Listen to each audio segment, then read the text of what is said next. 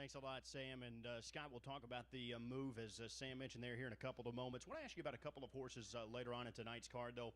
First of all, in the 8th race, a bluegrass split for the 2-year-old Pacing fillies. You've got Bedroom Confessions for trainer Tony Alanya, and she's been racing very sharp, finished up second, actually, behind J.K. She's a Lady in her last two. Yeah, she's been amazing so far this year. In Canada, I kept putting her on front, and she was holding up.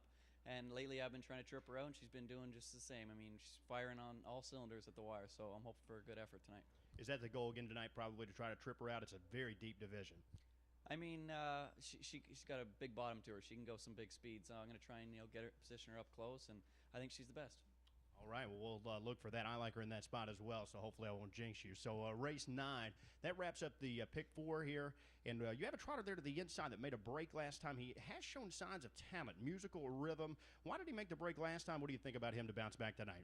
You know, sometimes he's a little bit temperamental. I got up to the gate a little bit too early, and he just threw his head in the air and made a mistake. I mean, we'll try and learn from our mistake last week.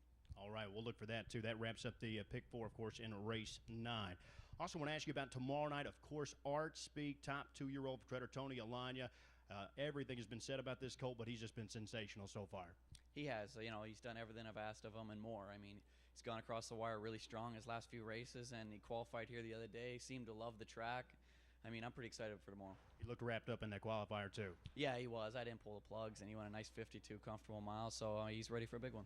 Now, last fall, standing in this same paddock, actually around this, obviously the same time of year, you were talking with us about making the transition to the States. You've been had a lot of drives for trainer Tony Alanya. Seems like things have worked out really well.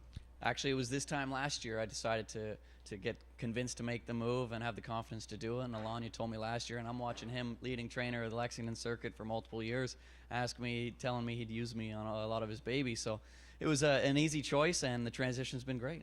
Tony stays pretty busy here in Lexington. I think he's got like 9 in tonight, 15 in tomorrow night with only 12 races. And finally, our man Sam McKee upstairs, he wants to know about Cheese Whiz on bagels. What do you have to tell us about that?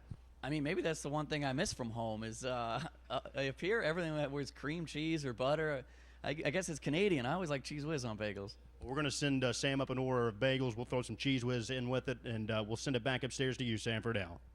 I guess Cheese Whiz on bagels is better than